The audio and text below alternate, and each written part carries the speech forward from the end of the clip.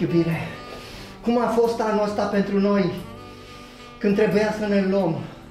Dar știi, acum de sărbători, îți dedic o poezie. Da. Poezie de COVID. Ne-am cunoscut în pandemie. Veneam la tine în bătătură